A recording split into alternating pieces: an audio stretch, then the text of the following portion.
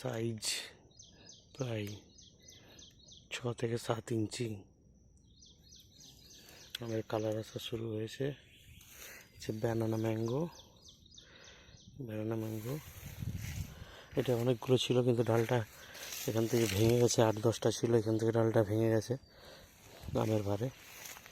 আর ওই গাছে কিছু আছে এখন অবধি। এই গাছের সাইজটা আরও একটু বড় ওটার থেকে।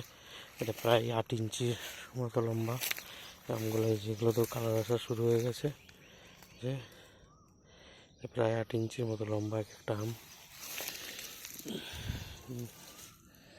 এক একটা প্রায় 500 করে ওজন হবে।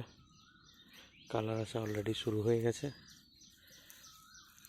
এক একটা প্রায় 8 ইঞ্চি করে লম্বা ব্যানানা ম্যাঙ্গো।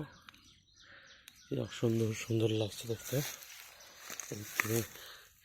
আমগুলো সব ঝুলছে।